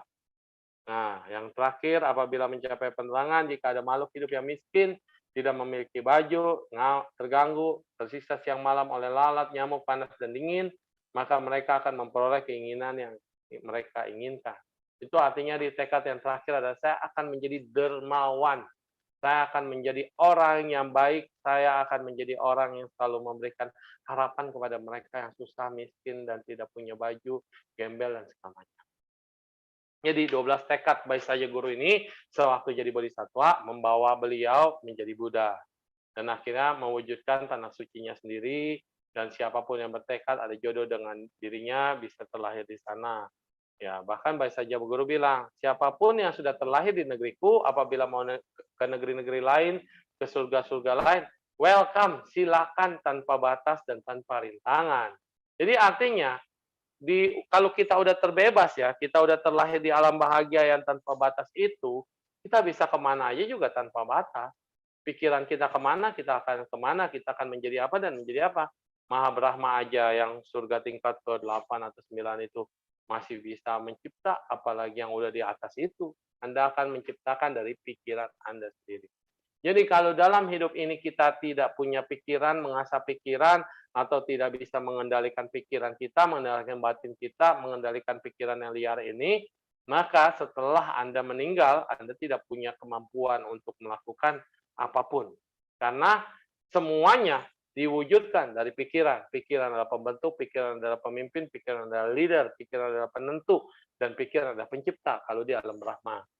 Jadi kalau Anda punya kemampuan mengasah pikiran dalam masa hidup sekarang, banyak melakukan kebaikan, banyak melakukan meditasi, banyak pengendalian diri terhadap pikiran, penjernihan terhadap pikiran, maka setelah Anda meninggal, Maha Brahma aja bisa jadi pencipta, creator, masa kita yang lebih tinggi yang nggak bisa. Karena orang yang suka meditasi kan udah melampaui jana gitu. Nah, bukan era jana, tapi melampaui jana. Dan akhirnya Anda akan menciptakan kebahagiaan lewat pikiran. Bahkan orang sekarang aja yang tadi saya bilang, dia berada dalam penjara, tapi pikiran dia terbebas. Dia nggak anggap itu sebagai penjara. Tapi pikiran orang yang menganggap kemelekatan dan keterikatan, bahkan pengen keluar dari penjara dengan emosi, dengan apa, dia akan menderita, dan waktunya akan terasa sangat lama banget. Kayak saya di Foseyen. Waktu saya nggak terima keadaan Foseyen, 3 bulan rasanya lama banget. Wah, udah pengen stres, udah pengen error. Tapi begitu saya terima, saya jalanin, saya damai, saya ikutin semuanya, saya enjoy lah gitu. 4 tahun kayaknya singkat banget. Dan sekarang pengen lagi masuk sono. Tapi kalau masuk sono, aduh kayaknya menderita. Bisa kurus lagi. Tapi batin saya saat itu ya, benar-benar ya nggak sama. Sekarang saya bebas. Dulu saya tersiksa, tertekan, terikat, terkukung. Tapi batin saya kayaknya damai. Karena saya hanya ngikutin follow instruction. Saya jalanin apa, makan, apa, semuanya cuma follow arus aja. Tapi begitu sekarang Anda diberikan kebebasan, sekarang udah jadi kepala WRC. Waduh, pikirannya makin pusing. Bikin wihara nanti gimana, umat bagaimana, makanan umat gimana, ada yang meninggal tiap hari sembahyang dulu. Dulu enak, tiap hari ceramah mulu, sekarang sembahyang terus. Ternyata tiap hari ada aja yang meninggal, gitu. Jadi kalau kita lihat, lu mau sombongin apa sih? Kalau kita merenungkan bahwa besok kita meninggal, wih, waktu kita ternyata sangat singkat. Dan waktu yang singkat ini kita mau ngisi buat apa? Kalau kita nggak ada pandemi nih, nggak ada yang mikir mau mati. Juga mungkin nggak ada yang mau dipaksa-paksa, mau vaksin ya, dipaksa-paksa kali. Ini gara-gara orang takut meninggal, takut mati, takut sakit, dan takut COVID. Waktu kemarin dibuka untuk tokoh agama. Yang ngantri bukan tokoh agama. Bayangin, semua pada pengen jadi tokoh agama. Langsung yang ngantri di mana? Di Masjid Istiqlal itu. Nggak tahu orang dari mana, numpuk semua. Tiba-tiba semua pada jadi tokoh agama. Dan kita tokoh agamanya udah ngantri, akhirnya pulang nggak dapet jatah. Ya, jadi ya inilah. Jadi semua kita bisa lihat. Pada saat ini orang takut mati. Dan ketika takut mati, pada langsung berubah jadi orang baik. Jadi semua pada mau vaksin. Coba kalau nggak ada pandemi ini. Tuh, vaksin juga nggak ada yang mau vaksin kali ya. Misalnya. Karena takut mati. Karena kita pengen masih mau hidup. Terus kalau mau hidup mau ngapain? Pertanyaannya kan begitu. Ya harus dilakukan kebaikan. Jangan cuma mau untuk diri sendiri. Nah, nih hidup nih lebih panjang lagi nih, udah divaksin nih, oh keren nih, tapi hidupnya buat nyiksa orang, hidupnya buat apa, ngapain perpanjang kontrak untuk menambah kejahatan yang nanti akhirnya kelahiran di bawah panjang dan lama dalam siksaan. Tetangga kita lebih serem lagi, siksa kubur. Siksa kubur, dikubur aja disiksa. Oke, Yoni, sudah 8.30, terima kasih. Dan itu 12 tekrar, baik saja Guru Buddha. Mungkin buat supaya kita bisa menghadapi pandemi ini bagaimana, itu yang diajarkan. Kita jadi dermawan, kita jaga sila, kita harus meditasi, kita harus menjaga pikiran, kita harus membuat kondisi-kondisi yang baik untuk orang lain, bukan untuk diri sendiri ya. Jadi semua para bodhisattva itu selalu berpikir untuk kepentingan orang lain, sehingga dengan tekad dia yang kuat itu dan terus memikirkan orang lain, jalan dia juga akan semakin naik. Oke, terima kasih. Amitofo. Amitofo, Sisik Suhu buat sharing damanya. Nah, kami himbau kembali buat Bapak, Ibu, Saudara-saudari sedama yang ingin bertanya, dipersilakan melalui fitur raise hand pada Zoom atau bisa juga via chat ke ADS Official. Atau bagi yang mengikuti sesi sharing via YouTube bisa ke fitur YouTube Live Chat. Sebelumnya kami persilakan kepada Saudari Wahyuni Lestari untuk bertanya via fitur raise hand. Ya, selamat malam, Suhu, Ya, Amitofo. malam. Yang mana yang Ya, nanya? Suhu, saya mau nanya. Buka kamera, Apakah ada... Hah? Buka video biar saling kenal ya kan, nanti dikenal dan terkenal. Jangan, Suhu, takut terkenal, Suhu. Iya, nggak apa-apa. Oke, Ibu Wahyuni. Nah, Ya, kayaknya dari saya mau suaranya tanya, terkenal. Suhu. Apakah ada cara lain untuk membersihkan pikiran dari kekotoran batin selain dengan meditasi? Ada. Itu satu. Tunggu, Suhu. Pertanyaan Jawab dulu kedua. lah satu-satu biar saya nggak lupa. Iyalah satu-satu lah, Ya. cincai lah, Suhu. Jadi Anda ke dokter bedah ya atau dokter terawan, terus kemudian minta dibongkar otaknya lalu dicuci. Ya, dokter terawan bisa loh cuci otak gitu kan. Nah, terus kemudian udah bersih, masukin lagi, terus kemudian dijahit lagi, utuh lagi. Ya, gitu. Enggak Kan serius, Suhu. Maksudnya saya ada juga cara lain. serius. Ya kan serius. Nah, pikiran Anda mau dicuci secara fisik, itu secara fisik. Nah, kalau mau dicuci secara batin, ya cucinya pakai cara batin. Cuma satu cara, meditasi. Ya kalau nggak meditasi, sabar aja. Karena Sang Buddha katakan, kesabaran adalah cara pertapa yang paling tinggi. Nggak perlu meditasi, sabar aja. Bisa. Sabar. Sabar itu ren. Pisau, nih pisau. Bawahnya sin, hati. Jadi hati mau disayat, dipotong, dicincang, diapain, dibacok, diapain. Sampai goloknya muncul atau somplak, Anda harus terima. Jadi itu harus sabar. Ya udah, Sang Buddha katakan, hanti paraman tapo titika. Itu nggak pakai bercandaan loh. Anda nggak suka meditasi, nggak apa-apa. Sabar aja. Udah itu. Iya. Beneran, cara lainnya kalau nggak mau meditasi, sabar. Karena Sang Buddha katakan, kesabaran adalah cara praktik bertapa yang paling tinggi. Itu nggak main-main, emang Sang Iya, Buddha itu ada, asal iya. ngomong. Emang ada kan? Iya, ada. Itu saya pernah. Sabar. Iya, pernah. Udah, no alasan, no excuse, apapun itu sabar. Kalau nggak mau sabar, ya meditasi. Udah, oke. Pertanyaan kedua. Pertanyaan kedua, Suhu. Itu kalau meditasi kan lebih tinggi daripada kita menjalankan sila ya. Jangan bilang.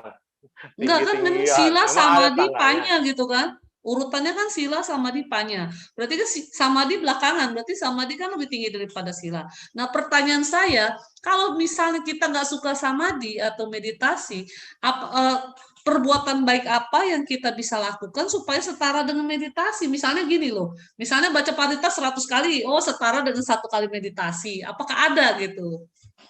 Ada, adain aja. Ada menurut versimu, Dewe. Dika sampai tutup video dia ketawa ngangkat.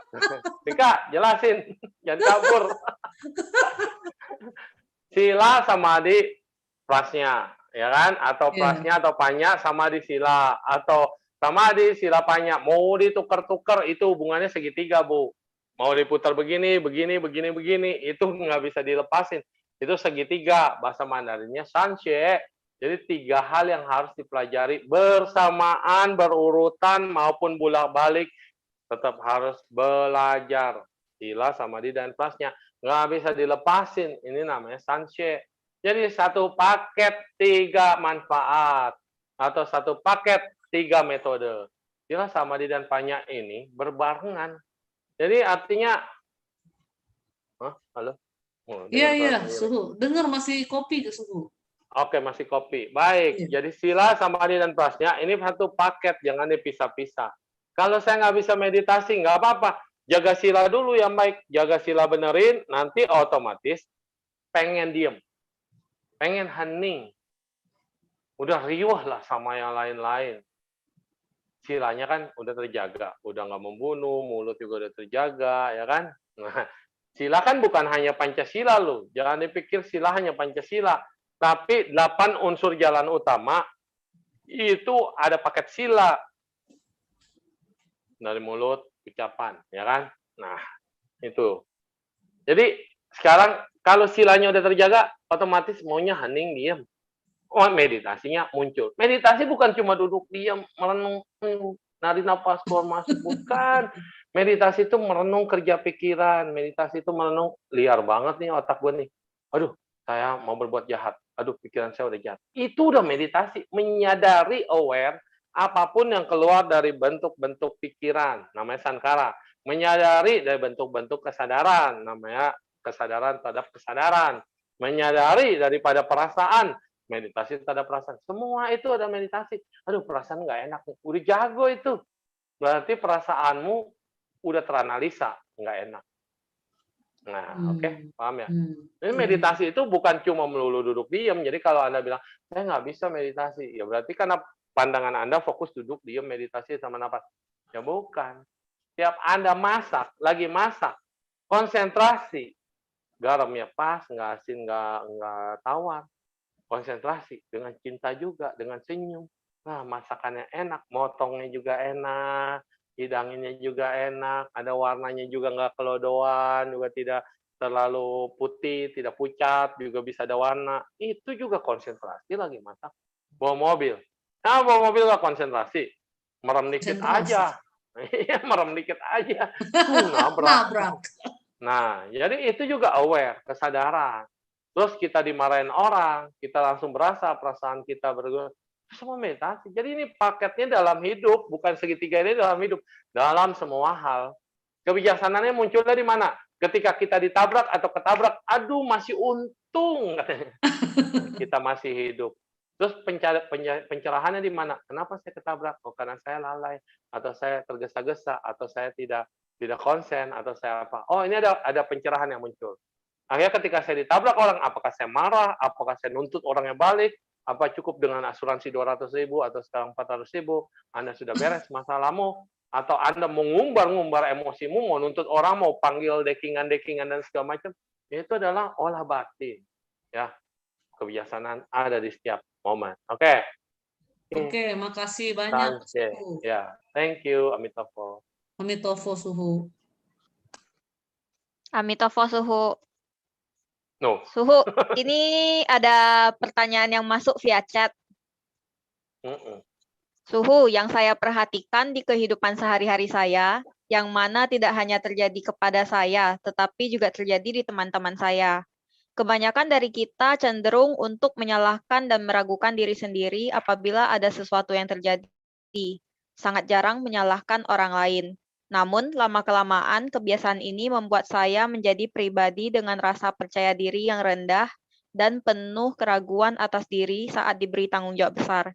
Menurut Suhu, apa yang bisa saya lakukan? Terima kasih, Suhu. Ulangin itu, nggak terbalik dia. Maksudnya dia apa tadi? Lebih ke menyalahkan diri sendiri, Suhu, daripada menyalahkan orang lain, sehingga kayak jadi kurang percaya diri gitu. Menyalahkan diri sendiri daripada menyalahkan orang lain, itu tidak menyalahkan orang lain, itu udah bagus. Udah bagus di situ. Itu udah kemajuan. Biasanya orang selalu nyalain orang lain, nggak mau nyalain diri sendiri. Biasa orang.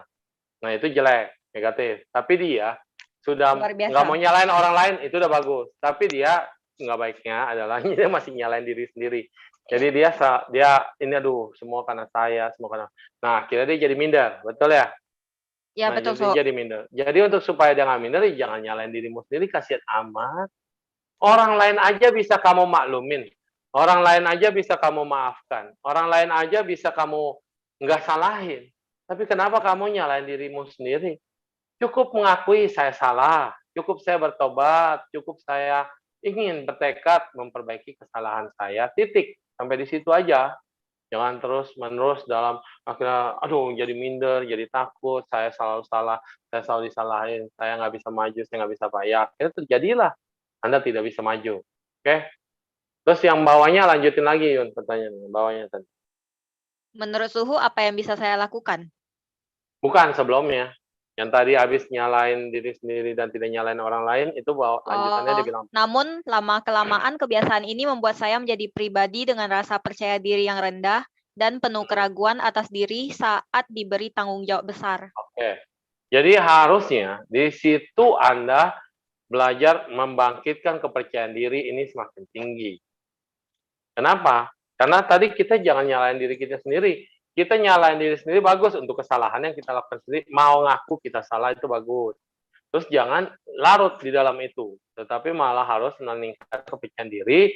Dan ketika orang udah ngelihat kamu kayak gitu, udah ngelihat kamu masih salah, udah melihat kamu yang minderan itu, tapi masih mau kasih tanggung jawab, berarti kamu masih dipercaya. Kalau kamu masih dipercaya, orang masih kasih tanggung jawab, berarti orang itu masih percaya. Kalau orang itu masih percaya, terus kenapa kamu yang nggak percaya diri? Jangan dibalik, itu sama aja ya memang kamu udah rendah, direndahkan, injek-injek, terus nggak mau bangkit. Jadi kalau orang masih percaya sama kamu, jangan salah gunakan kepercayaan orang, artinya orang itu masih menganggap kamu itu bisa. Kamu itu mampu, dan kamu harus percaya diri menunjukkan ke kemampuanmu yang sesungguhnya. Nah, jadi sebenarnya bukan orang itu ya, saya lihat yang nggak ada orang yang bodoh, nggak ada orang yang nggak bisa maju, nggak ada orang yang nggak bisa belajar. Buktinya kita lihat anak STM sama insinyur. Dulu di pabrik itu semua pabrik ada kasus mesin mati. Wah, yang baru lulusan dari sarjana teknik nih, insinyur nih. Wah, dengan segala teorinya dia bilang ini pasti dari begini, begini, begini, begini. Wah, semua dibongkar mesinnya, dilihat permasalahannya. Wah, dianalisa segala macam. Wah, keren banget. Terus yang anak STM itu cuma lihat. Karena udah biasa, mesinnya mungkin kepanasan, dia lihat panasnya. Dan yang lebih parahnya, mesin lainnya udah dihancurin, dibongkar-bongkar, nggak ada dapat masalah ya. Masalahnya di mana? Di kabel ya, dimakan tikus.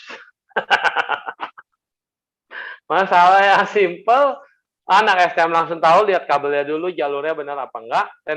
Teknik sipil, teknik mesin, yang dia lihat langsung masalah di mesinnya di mana. Padahal masalahnya itu di luar dulu, baru dia lihat ke dalam. Tapi yang ini bongkar dalam dulu, baru lihat keluar. Hal yang sepele. Jadi jangan pernah menganggap orang itu nggak punya kemampuan. Bahkan seorang yang menganalisa tiap-tiap hari yang lihat, misalnya contoh, apoteker sama orang yang kerja di apotek. Dia tiap hari lihat resep, tiap hari dia bertanya ini buat apa, buat apa, buat apa. Kita aja yang sering baksos lah ya, yang sering baksos kesehatan ya, sering bantuin ya. Lama-lama apa loh obat ini untuk apa, obat ini untuk apa. Lama-lama kita tahu. Tapi kenapa kita nggak bisa kasih resep ke orang? Karena bukan kapasitas kita memberi resep ke orang. Dan kalau salah ya gawat. Makanya yang bisa kasih resep ya dokter. Walaupun apoteker itu tahu tentang obat, tahu segala macam, tapi apoteker nggak bisa jadi dokter, ya kan? Nah, itu. Ada porsi masing-masing. Oke, ada lagi? Ada, Suhu. Ini pertanyaan dari akun Perhimpunan Inti Jabar. Waduh. Apakah sering menolong hewan akan mendapat pahala yang sama dengan menolong manusia? Kita memberi makan hewan selama 3 hari. Mereka akan mengingat kita seumur hidup. Kita memberi makan manusia bertahun-tahun. Masih tetap bisa berkhianat. Mohon pencerahannya, Suhu. Nah, ya itulah. Manusia yang udah dikasih makan, berkhianat, nggak tahu diri, nggak tahu diuntung, mati jadi binatang, lahir lagi nyari kamu, dan dia merasa beruntung, dikasih makan, tahu diri, menyayangimu, dan selalu setia, bayar hutang. Itu analoginya. Jadinya apakah karmanya sama memberi makan pada binatang dan memberi makan pada manusia? Selalu sama perbuatan karena semuanya adalah makhluk hidup. Tapi kenapa bisa berbeda? Ya karena kondisi dia jadi manusia, dia lupa diri karena dia merasa aku, milikku, punyaku, gua hebat, aku bisa makan orang, aku bisa bohongin orang, akunya hebat gitu kan. Kalau udah binatang dia sudah nyesel. Dulu jadi manusia kagak bener. Dulu jadi manusia nggak tahu diri, dulu jadi manusia tidak tahu membalas budi, dulu jadi manusia nggak tahu bagaimana caranya kita bisa bersyukur. Begitu jadi binatang baru sadar dan akhirnya harus bayar utang. Makanya kok ada anjing setia banget sama kita. Sadar dulu saya selalu menyuekin kamu, dulu saya menyanyiakan kamu, dulu saya tidak pernah menghargai kebaikanmu, maka sekarang saya jadi anjing. Udah kadung jadi anjing, tapi masih disayang, terima kasih. Ada anjing yang karmanya buruk, dia di jalanan terlantar, akhirnya masukin ke penangkaran ya, penangkaran anjing. Banyak banget anjing, makannya rebutan dan segala macam, tapi masih beruntung, masih dia tangkar. Kalau yang di jalanan tetap lunang-lantung sampai budukan, dipukulin orang atau jadi sasang. Nah, ada juga yang beruntung di rumah, disayang sama kita, setia sama kita, jagain kita, ya itu. Jadi semua adalah karma yang harus ditanggung. Terima kasih, Cipingsi. Ya, lanjut. Ya, Amitofo Suhu, saya mau tanya Suhu. Kakak saya pernah beli sabun dan minyak yang katanya bisa untuk hilangin energi negatif. Kira-kira bagaimana cara kerjanya Suhu? Cuma minyak bisa hilangin energi negatif. Ini pertanyaan dari saudari Novira Suhu. Suhu. Ya, gimana cara kerjanya? Sekarang kita tanya, energi negatif itu munculnya dari mana? Pikiran. Coba, kepikiran. Nah, kalau pikiran Anda kusut, pikiran Anda tidak tenang, pikiran Anda kacau, bisa nyingkirin energi negatif nggak? Nggak kan? Sulit ya. Nah, minyak fungsinya banyak banget nih analisa tentang ilmu minyak. Bahkan minyak wangi pun itu ada pelajarannya loh. Ada film Korea tuh. Dulu-dulunya lupa ya, yang alien-alien itu ya. Itu diceritain dia pabrik minyak wangi, analisa tentang berbagai wangi minyak dan berbagai macam, dia analisa tumbuh-tumbuhan, fungsinya, sampai kadarnya, sampai bisa untuk semua sel-sel organ tubuh kita. Ya artinya minyak mau wangi mau enggak, itu ada manfaatnya kalau memang dari tumbuhan atau herbal atau apa. Dia bisa memberikan ketenangan, bisa menjaga saraf dan sebagainya. Nah kalau Anda jangan contoh, Anda cium bau busuk, pikiran Anda jadi busuk enggak? Udah kesel banget, ini sampah di mana? Baunya nggak enak banget. Akhirnya meditasinya jadi pemarah karena kita malah siapa sih buang sampah di sini? Atau tiba-tiba ada yang nggak tahan kentut di wihara gitu atau kentut lagi session meditasi, siapa sih yang kentut nih? Karena Anda tidak bisa menerima bau itu. Tapi kalau ada yang baunya harum, ada yang baunya tenang, Anda bisa jadi tenang nggak? Ih, enak banget nih, wangi hio, wangi dupa, atau wangi apapun itu aromaterapi, Anda jadi tenang. Nah, ketika pikiran tenang, aura Anda langsung berubah. Dari yang negatif jadi positif. Jadi yang tadinya auranya kacau, jadi dia lebih kalem, lebih tenang. Sabun juga sama. Apa fungsinya? Membersihkan, menyegarkan. Kalau Anda cuma mandi nggak pakai sabun, berasa segar doang, tapi habis itu muka masih berminyak-minyak, ya kan? Muka masih nggak enak. Tapi kalau udah sabunan, berasa lebih enak, berasa lebih fresh. Nah, ada sabun-sabun yang diramu khusus untuk dengan bahan-bahan khusus atau herbal, membuat tubuh Anda menjadi lebih segar. Ketika tubuh Anda lebih segar, lebih kinclong kan? Betul kan? Ketika lebih kinclong dilihat orang lebih enak. Tadinya dilihatnya nyolot mukanya, ini karena dia segar, jadi dia bawaannya senyum. Tadinya dia mukanya udah turun. Dilihatnya jadi kayak orang lain. Tapi ketika dia ada segar, jadi senyum. Jadi bahagia, jadi happy. Dilihatnya juga jadi demen orang ngelihatnya. Apalagi orang percaya diri. Nah, itu kan sugesti.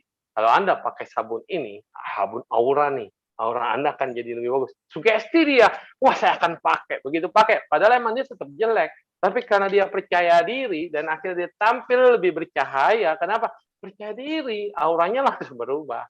Sugesti. Jadi apapun itu, mau sabunnya bagus, mau minyaknya bagus, kalau sugesti Anda nggak masuk, atau kalau Anda nggak percayaan, kalau Anda juga penentang dari orang yang banyak analisa, banyak gini gitu, percuma. Udah dikasih minyak jampe-jampe nomor 1 dari dukun paling hebat pun katanya bisa membawa apa tuh ya katanya susuk lah atau apalah kan ada minyak buluh perindu, biar kamu selalu dirindukan, biar selalu ada orang suka sama kamu. Mau dipakai, kalau dianya percaya, langsung dia berasa, cewek ini merhatiin gue terus nih. Padahal dia emang ngeliatin lu kok aneh gitu kan, tapi dia sugestinya masuk kan. Aduh, diperhatiin, ini bener nih jago nih. Gitu. Ya gitu, cara kerjanya kan begitu. Tapi kalau Anda nggak percaya, dukun bagus kayak apapun, kasih ramuan apapun, ya Anda nggak percaya pada dasarnya ya nggak efek. Ini begitu ya. Ini kan aura itu sesuatu yang abstrak, dan Anda diminta untuk melakukan hal yang abstrak. Benda ini cuma membuat hal yang abstrak menjadi abstrak, ya akhirnya jadi abstrak juga semua hasilnya ya. Karena kemarahan abstrak. Emang ada kemarahan itu kayak apa? Ada bentuknya. Bisa dilihat, bisa diraba, bisa dipegang. Kalau bisa diraba dan bisa dipegang, tolong buang semua kemarahan. Buang, buang, buang, buang, buang. Bebas. Tapi karena nggak bisa dipegang, nggak bisa diraba, cuma bisa dirasakan, berarti yang dibuang apanya? Bukan barangnya, bukan marahnya, bukan benda marah yang dibuang, tapi rasa untuk marah itu yang dibuang jauh-jauh. Ini wedana lagi yang di otak-atik, di perasaan. Perasaan itu yang di otak-atik. Oke. Nah, ya. Ada lagi, Suhu. Oh, ya. Pertanyaan dari saudara Oscar. Apakah bawana, samadhi, dan konsentrasi sama, Suhu? Udah, Mau itu aja dibilang pertanyaan. sama ya sama paket, mau dibilang beda juga beda, tergantung Anda. Kalau kita bicara secara konsep ya bisa dibedain. Bawana, meditasi, terus samadhi. Bahasanya kenapa beda-beda gitu kan. Ya Anda bahaslah secara bahasa. Kenapa itu bawana? Yaitu bahasa Pali. Artinya apa? Meditasi. Terus secara bahasa, satu bahasa Pali, satu bahasa Indonesia, apakah sama? Jelas beda, beda bahasa gitu maksudnya. Terus konsentrasi, adalah konsentrasi dibilang sati, adalah konsentrasi dibilang samadhi. Tergantung lu mau pakai sati atau mau pakai samadhi. Yang jelas dalam samadhi ada sati, dalam sati ada samadhi. Kan bolak-baliknya di situ-situ aja mainnya. Terus ada lagi bilang ada mano, ada cita, ada kesadaran. Itu kan itu aja yang dibahas. Apalagi belajar Abhidhamma, dibahas cetasika berapa, jadi berapa, barangnya kayak apa juga kita nggak tahu. Tapi pembahasannya kan ada, dan pila-pilanya juga ada. Bisa dihafal, bisa dihafal. Tetapi manfaatnya apa? Memang bisa dilihat, bisa diketahui sebagai bendanya. Ini bendanya, ini bendanya, ini bendanya. Oh ternyata yang begini, begini. Ini yang begitu ya, begitu, begitu. Hebat kalau bisa ngenalin begitu. Acan Cahaja bilang. Pusing. Jadinya udahlah, jalanin aja. Acan Maboa udah ngikutin segala macam meditasi, ujung-ujungnya dia bilang apa? Udahlah, dia percaya saja gurunya. Ya, gurunya Acan Tit ya. Nah, Acan Man lah, percaya aja dengan omongan meditasi butuh. Akhirnya kembali ke butuh, dan akhirnya dia menjadi tenang. Dan ketika tenang, semuanya dapat. Gitu. Nah, jadi ini semua mau dibedain bisa beda, mau disamain bisa sama. Tergantung kita lah. Nah, jangan dibikin rumit lah. Yang penting Anda bisa tahu kesadaran itu seperti apa, aware, setiap saat sadar, bukan duduk diam sadar. Tapi kalau duduk lebih tenang lagi, kita lebih bisa mengamati. Tapi ngelamun juga bisa jadi. Orang duduk bisa ngelamun, bisa berandai-andai, terbawa pikiran. Makanya orang bisa lihat meditasinya lama ya. Belum tentu dia benar-benar fokus di meditasinya lama. Ngelamun lebih enak loh dalam meditasi, lebih lama lagi. Mana kita bikin film, kayak nonton film Korea gitu kan, nggak habis-habis tuh. Ada serinya terus, dan kita jadi sutradara yang paling hebat.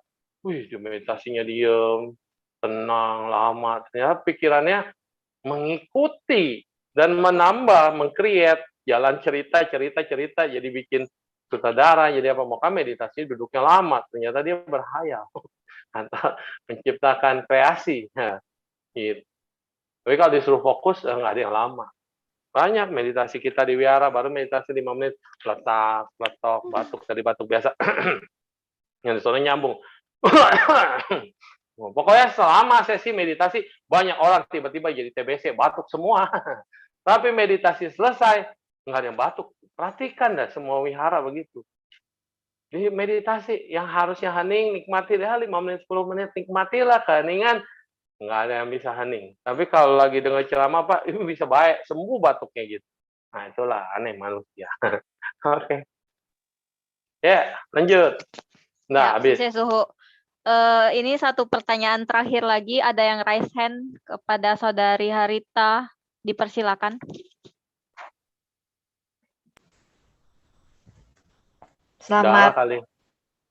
Selamat malam ya di Indonesia ya. Wih, emang Ibu di mana? Saya ada di Los Angeles. Wow, Los Angeles. Oke. Salam kenal. Suhu ya. Kalau lagi meditasi itu kan sering ada sensasi badan jadi enteng. kan menurut agama Buddha ini ya, kita kan nggak boleh menikmati sensasi itu. Nah, kalau saya suka begitu untuk kembali lagi ke fokus itu sulit. Bagaimana menurut Suhu sebaiknya supaya meditasi saya itu bisa meningkat lebih baik, tapi nggak berlarut ke yang namanya itu apa, sensasi yang menyenangkan ketika badan terasa enteng semua. Ya, jadi orang enak kalau udah kayak pernah, aduh jadi enteng, terus diamatin terus, pengen lagi, nanti meditasi lagi besok, efeknya apa? Pengen enteng lagi. Kalau hari ini meditasinya nggak enteng, kita pikirannya berasa bahwa, aduh hari ini meditasinya nggak bagus, atau meditasinya jelek, atau meditasinya nggak berhasil. Karena kemarin enak banget tuh, bisa sampai enteng, kan begitu ya. Nah, nanti pengen lagi, dan pengen lagi. Jadi itu yang disebut gangguan. Kenapa jangan dilekati? Kenapa harus di-let it be aja, dibiarin. Mau enteng, nikmati entengnya. Tapi itu pun akan berlalu. Dan saat berlalu, kita tahu itu berlalu. Tapi kalau udah berlalu, jangan dicari-cari lagi, oh enteng kemana, gitu. Karena level meditasi ya kayak gitu, kayak misalnya, ya kita ya di tim ya. Nah, ini ada masternya tuh, Adhika tuh ya, bisa bantuin nanti. Ini ada level dari sini meta misal, terus kemudian naik ke karuna. Mudita, waktu mudita tuh happy, damai banget, waduh, kayaknya semuanya ngelihat apapun bisa ketawa, bisa senyum, bisa bahagia, bisa nyaman banget waktu bahagia. Tapi begitu sampai di UPK itu kan tenang seimbang. Kok jadi kayak nggak maju-maju nih meditasinya ya. Terus kok kayak nggak berarti ya kayak kemarin ya. Kok kayak nggak gimana ya. Ya iya karena udah nggak sama lagi gitu. Jadi jangan dilekati juga. Dan juga jangan dicari-cari yang udah lewat ya terus saya lewat. Mau enteng-enteng kayak Achan Man. Achan Man meditasi nih. Kok enteng ya?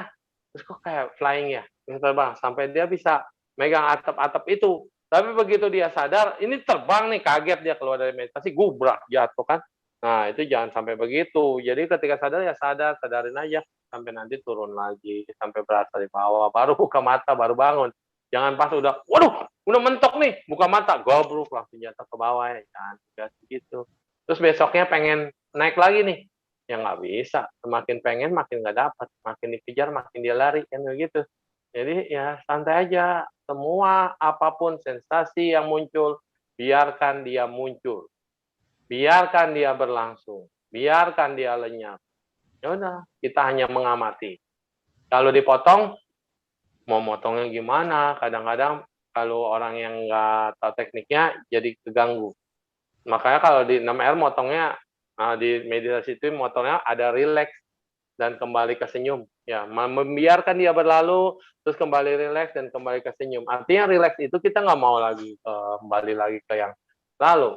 Jadi saat kita mengamati, muncul berlangsung, dan dia akan lewat sendiri tuh. Jangan diikutin terus kemana, dia akan lewat sendiri, dan kembali lagi bilang, saya rilekskan semua tubuh saya rilekskan pikiran saya. Ketika relax itu, nggak ada lagi stretch yang pengen menginginkan hal yang tadi.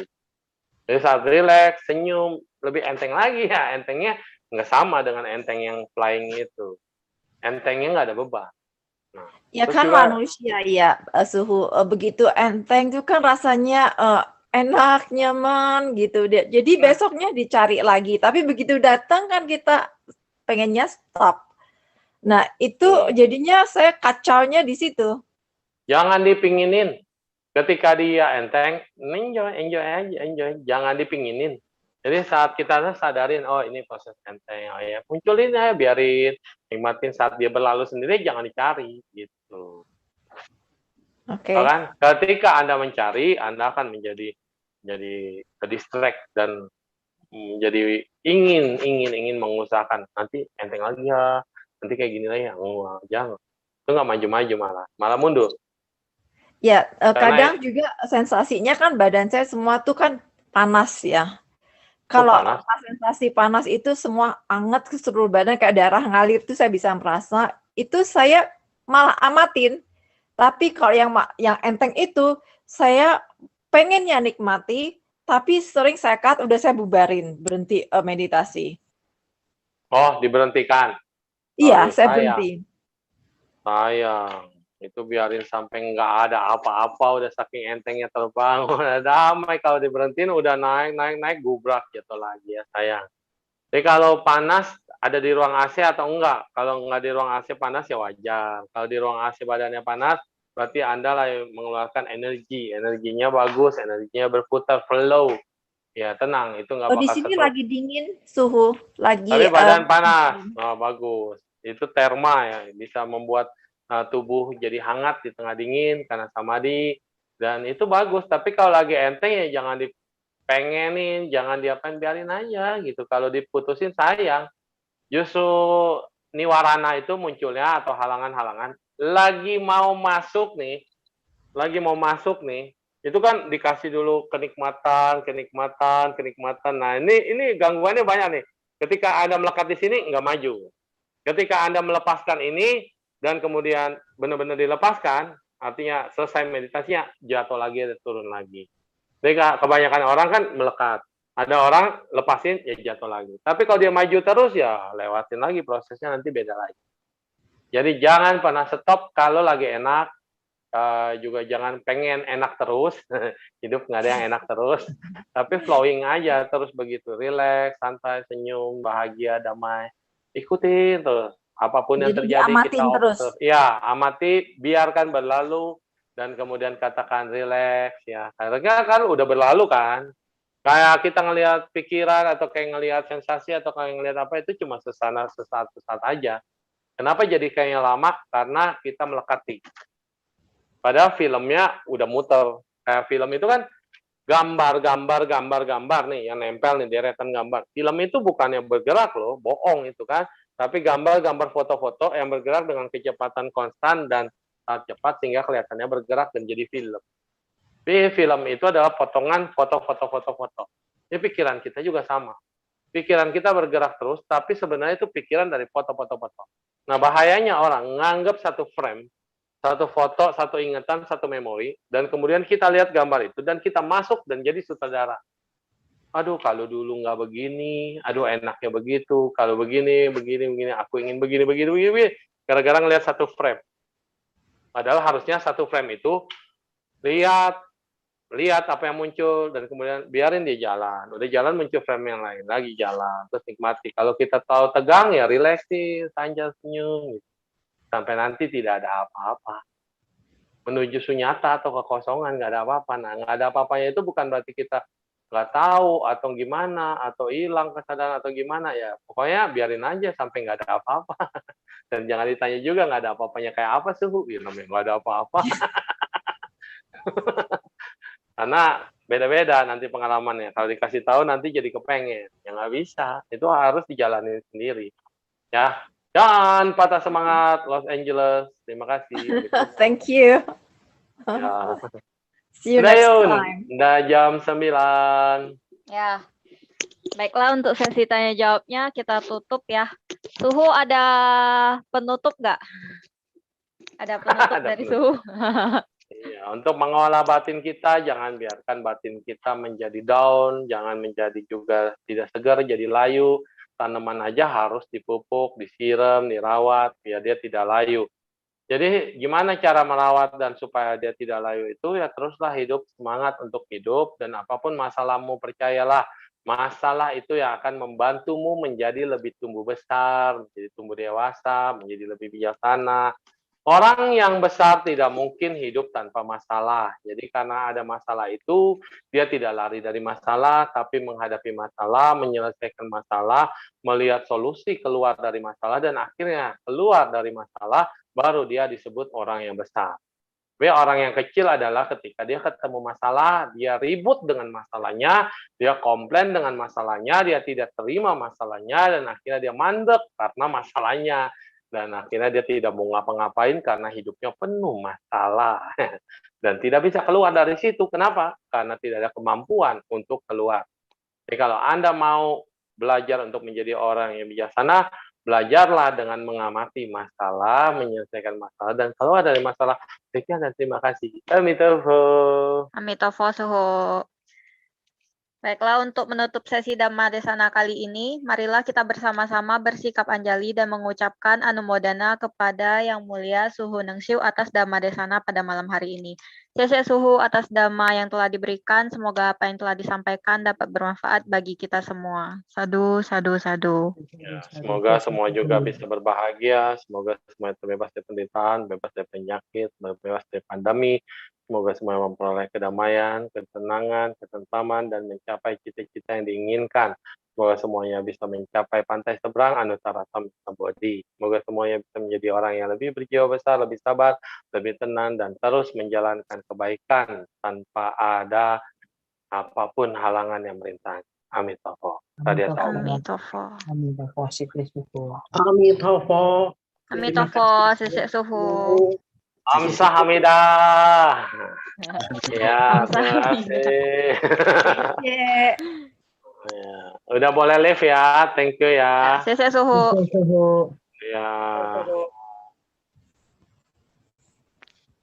Selanjutnya, marilah kita melimpahkan jasa-jasa kebajikan yang telah kita perbuat kepada semua makhluk dengan membacakan Parita Etta Wata. Handa